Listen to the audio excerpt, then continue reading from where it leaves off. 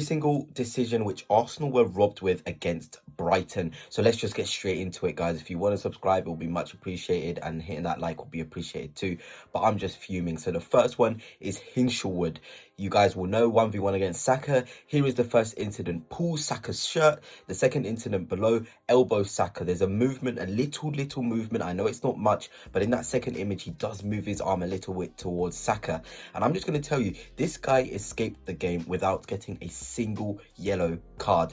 And for reference, with that pulling of the shirt of Saka, Partey did the same thing to, I think it was Joao Pedro. You'll see the image here. And Partey was given a yellow card straight away. There was zero difference between the two. And I think the funniest thing is, Hinshelwood's one on Saka. Saka was closer to goal. Saka was in more of a dangerous position to go and get a shot off or play into a teammate's feet, which Joao Pedro wasn't when Partey did the foul. It's absolutely ludicrous, to be honest, from the referee, how Hinshelwood didn't get a yellow card from the game. And that's not even it. That's not the only things Hinshelwood did, because right on half-time, I mean, this was absolutely ridiculous as well. Look at the time. Okay, maybe it's time to blow the whistle, but Hinshelwood, again, high boot, high into the face of Bukayo Saka.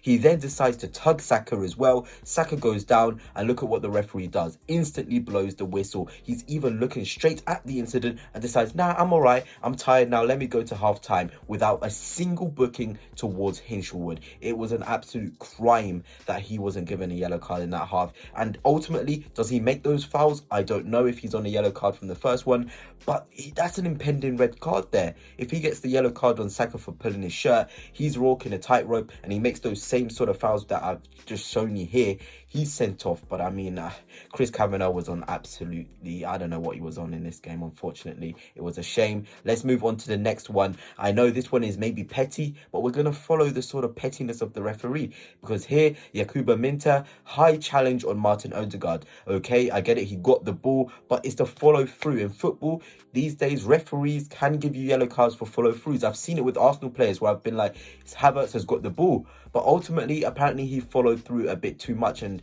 that's a yellow card. Why the double standards now? Why is Minte not getting a yellow card here? Because later on in the game, Minte did get a yellow card. So again, is that an impending red card? Because if he makes this challenge here against Odegaard and gets booked, maybe he doesn't make the second one, or maybe he does and then he is sent off. You know, these are the small things, small margins which matter in football, especially when you're against Manchester City. You need these decisions to go your way, and it didn't. And ultimately, this challenge by Minte actually derailed us, because Martin Odegaard just wasn't the same after this. He was injured, he couldn't do his magic, and this was actually a massive moment in the game for us, changing, you know, one of our best players' ability to perform to the highest level. But let's just move on, Gunners. Maybe that one for you is a bit too petty, but I can assure you there's a lot more coming, because in this one we have dunks, handball, and I thought, okay, this is nothing, but Ben White's shot is going in towards goal.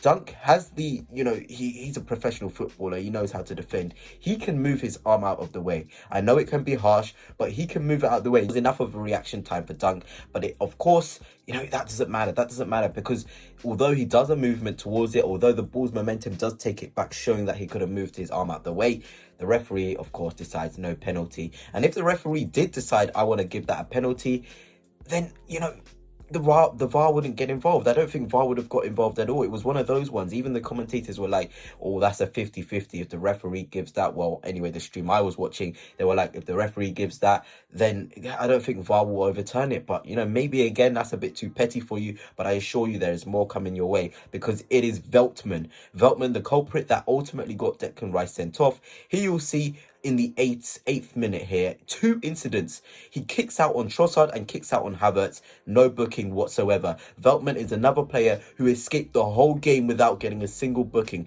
Here, potentially, this is two fouls. This is a double foul. We've seen Martinelli at Wolves getting sent off for doing two bookable offences. Veltman didn't even get one yellow card for going through Trossard and going through Havertz. It's an absolute farce, to be honest. And that's not even it. That's just two challenges in the space of 3 seconds.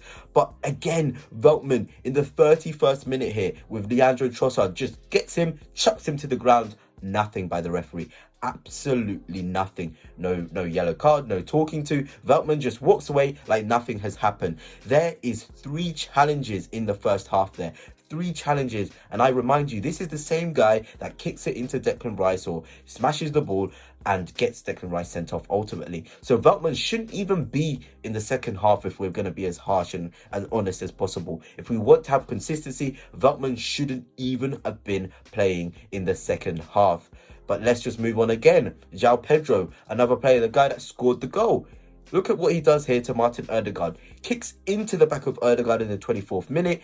He even looks towards the referee. You know a player is guilty when they look towards the referee after making a foul. And that's exactly what Joao Pedro did in this clip. I watched it. He kicks into Martin Odegaard the first time there in the top screenshot. Looks at the referee. Referee does nothing. Decides, okay, Odegaard still has the ball under control. I'm going to kick through him. Gets absolutely nothing, Odegaard. Gets no foul. Gets absolutely nothing. Brighton can play on. Joao Pedro can walk away. And I think the funniest thing is, not only did Joao Pedro score, Joao Pedro was also the guy that kicked the ball away in the 17th minute, which was a bit earlier. So he would have been walking the tightrope and potentially there another red card, you know, and 3 bookable offences by Joao Pedro. And of course, he did get a yellow card when it didn't even matter later on in the game. But let's just move on to the next thing. Joao Pedro here kicking the ball. And I'm not even disappointed with him kicking the ball. It's how quickly Chris Kavanagh decides, oh, I don't care. This is not going to be anything I'm going to get involved with. Because he turns around straight away, starts having a conversation with the Brighton player. Doesn't even look at how far the ball has gone. It's gone all the way to Raya. It even travels further than the second screenshot below shows. It goes so far. And if Declan Rice can get a red card for a little tap, I don't understand. I don't understand at all with Chris Kavanagh. It is so annoying. It's so poor, unfortunately. The fine margins, playing against Manchester City, it has to be better. 17th minute as well. I have nothing to say, goodness. I have literally nothing to say. Let us just move on now to the ultimate sort of thing in this whole game, to be honest. The big thing, Declan Rice getting sent off. Okay, the first one from Declan Rice, his first challenge, which got him a yellow card.